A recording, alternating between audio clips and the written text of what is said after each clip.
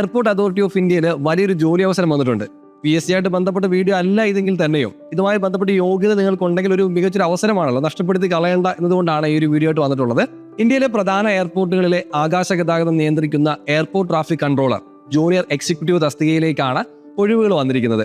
Airport traffic controller എന്ന നിലയിൽ വിമാനങ്ങളുടെ സുരക്ഷിതമായിട്ടുള്ള നാവിഗേഷൻ, സുരക്ഷിതമായിട്ടുള്ള ഒരു ദൂരം ഉറപ്പാക്കുക തുടങ്ങിയ കാര്യങ്ങളൊക്കെയാണ് പ്രധാനമായിട്ടുള്ള ഉത്തരവാദിത്തങ്ങളായിട്ട് വരിക. ഇനി ഇതിലേക്ക് അപേക്ഷിക്കാനുള്ള യോഗ്യത എന്താണെന്ന് ചോദിച്ചു കഴിഞ്ഞാൽ ഫുൾ ടൈം റെഗുലർ ബിടെക് ബിരുദമാണ്.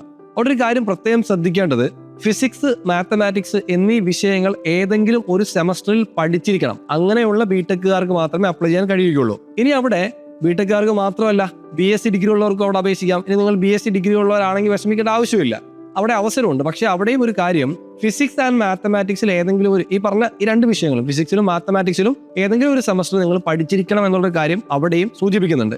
ഇനി ഇത് മാത്രം പോരാ, ഇംഗ്ലീഷിൽ ഒരു മിനിമം പ്രാവീണ്യമൊക്കെ ഉണ്ടായിരിക്കണം. കാരണം നമുക്ക് ഇംഗ്ലീഷിലാണ് സംസാരിക്കേണ്ടത്. അപ്പോൾ അതുകൊണ്ട് തന്നെ ഇംഗ്ലീഷിൽ മിനിമം പ്രാവീണ്യമൊക്കെ ഉണ്ടായിരിക്കണം. അതുപോലെ തന്നെ ഇതിലേക്ക് അപ്ലൈ ചെയ്യുന്ന ഉദ്യോഗാർത്ഥി 10ാം ക്ലാസ്സിൽ അല്ലെങ്കിൽ +2 ഒരു വിഷയമായിട്ട് തന്നെ ഇംഗ്ലീഷ് പഠിച്ചിരിക്കണം. അതായത് ഇംഗ്ലീഷ് വിഷയം പഠിച്ചിരിക്കണം. നമുക്ക് എല്ലാവർക്കും സ്കൂളിൽ നമ്മൾ ഓൾറെഡി 10ലും +2ലും ഒക്കെ ഇംഗ്ലീഷ് പഠിച്ചവരാണ്. അപ്പോൾ അത് എന്തായാലും നമുക്ക് ഉണ്ടാവും അല്ലേ. ഇനി അടുത്തത് ജൂനിയർ എക്സിക്യൂട്ടീവ് പോസ്റ്റിന് ലഭിക്കുന്ന നമ്മുടെ ശമ്പളം ഉണ്ടല്ലോ, ഇൻ ഹാൻഡ് ശമ്പളം എന്ന് പറയുന്നത് 40,000 മുതൽ 1,40,000 വരെയാണ്. അത്ര വലിയ സാലറിയാണ് നമുക്ക് ലഭിക്കുക.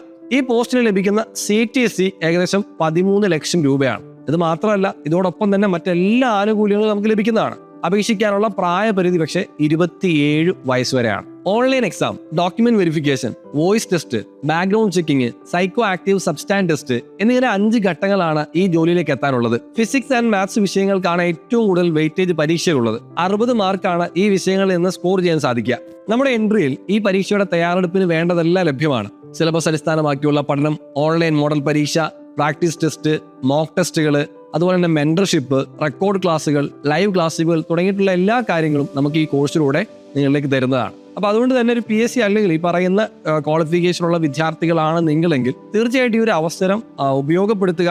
നമ്മളെ കൊണ്ട് കഴിയുന്ന കാര്യങ്ങളാണ്. അപ്പോൾ അതുകൊണ്ട് തന്നെ ആ ലെവലിലുള്ള ഈ ഒരു മേഖലയിലുള്ള എക്സ്പീരിയൻസ് ആയിട്ടുള്ള ആൾക്കാരെ വെച്ചുകൊണ്ടാണ് നമ്മൾ ക്ലാസ്സുകളൊക്കെ നയിക്കുന്നത്. അപ്പോൾ അതുകൊണ്ട് മാക്സിമം ഈ ഒഴിവുകളിലേക്ക് അപ്ലൈ ചെയ്യാനായിട്ട് ശ്രമിക്കുക, അതുപോലെ പഠിക്കാനായിട്ട് ശ്രമിക്കുക. അപ്പോൾ തീർച്ചയായിട്ടും നിങ്ങൾക്ക് ഉപകാരപ്രദമായിട്ടുണ്ടെങ്കിൽ ലൈക്ക് ചെയ്യുക, ഷെയർ ചെയ്യുക. അതുപോലെ നിങ്ങളുടെ സുഹൃത്തുക്കൾ ആരെങ്കിലും ഈ പറഞ്ഞ യോഗ്യതയുള്ളവർ നിങ്ങളുടെ സുഹൃത്തുക്കളോ കുടുംബത്തിലുള്ളവരൊക്കെ ഉണ്ടെങ്കിൽ അവരിലേക്ക് ഒന്ന് ഷെയർ ചെയ്തുകൊണ്ട് ഈ ഒരു അവസരം ഉപയോഗപ്പെടുത്താനായിട്ട് പറയുക. മറ്റൊരു വീഡിയോ ആയിട്ട് വീണ്ടും കാണാം. അതുവരെ